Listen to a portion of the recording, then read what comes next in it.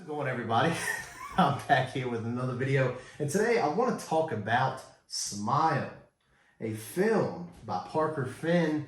I had just seen this movie with the wife. It's my birthday weekend, and I figured I want to watch a new horror movie, man. 2022 has been the titties for these kinds of for horror in general, and I figured, why not? Let's talk about it. I think there's a lot to talk about this year as a whole, and I figured with this film coming out, I might as well upload to a category that I've kind of put on the back burners, and I created a series called Badass or Trash, and I barely have posted anything on it. So I figured now would be a better time than any. As you see, I got a little bit new camera set up, a little different angle that you guys can see me a little bit more, a little better in 4K.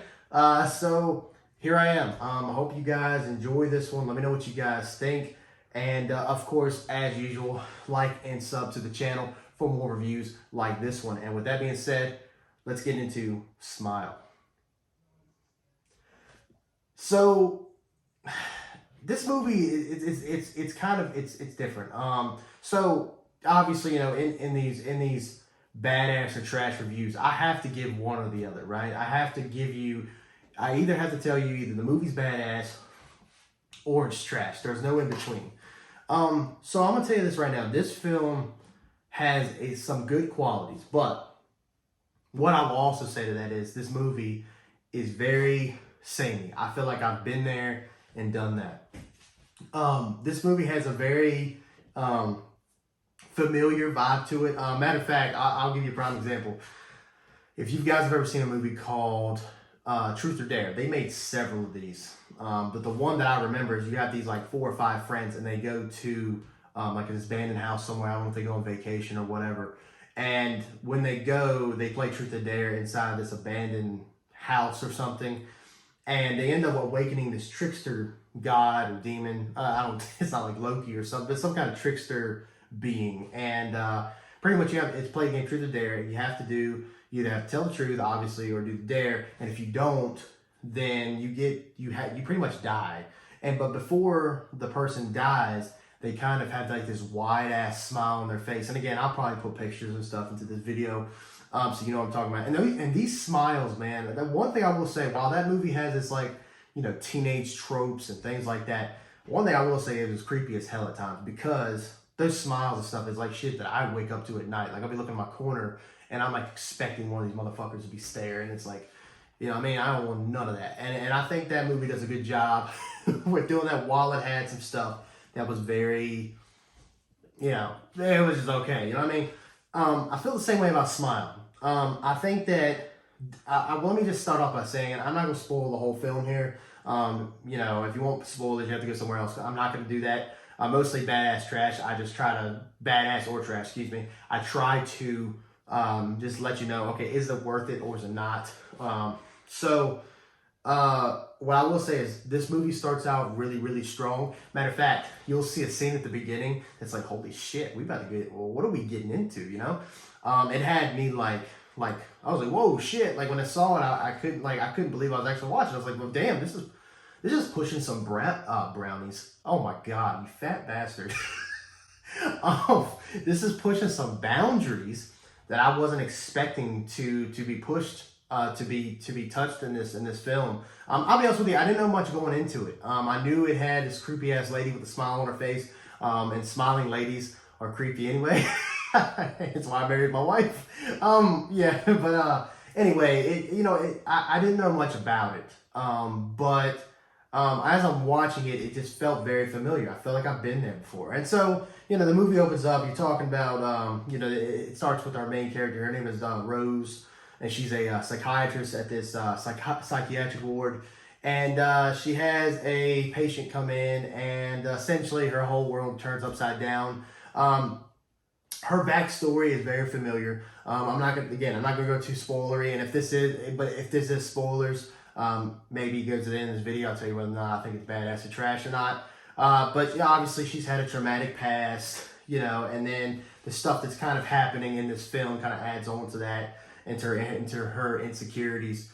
And I just feel like I've seen that before. The guy that plays A-Train and The Boys, Jesse T. Usher, he plays her husband in this film, and that kind of brings me to the other characters. So I will say Rose, Sosie Bacon, that's the actress name that played Rose. She did a great job for her part. I thought she was convincing. Her fear was really was displayed really well. I thought she did a really good job as kind of like the quote unquote final girl of the film.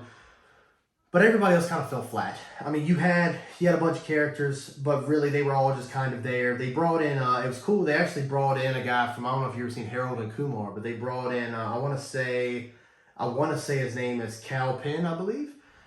He plays like the main character's boss in this movie, and I thought he was gonna play a little bit more of a role, and he was just kind of there. And that's kind of how I feel with a lot of the characters in this film. It's not really that they're bad; they're just kind of there.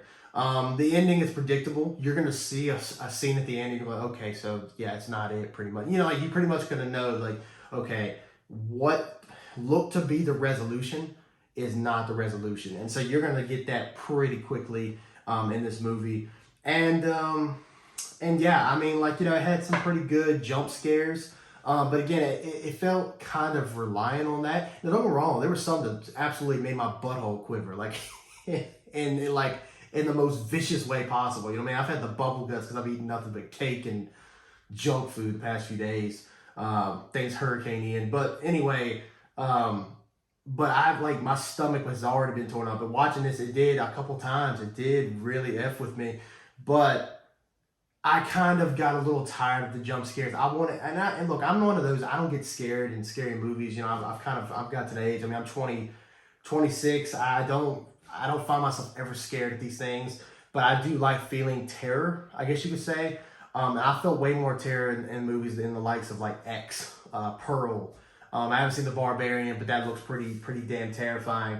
I watched a movie called Gerald's Game with my wife here at the house, and that felt real tension. I felt actually like scared for the characters and things like that. I didn't really feel this way. Even when it got to the point where it was supposed to be scary, besides some pretty good tones, like in the settings, which I will also say, I think the camera work, I'm a pretty big camera work nut.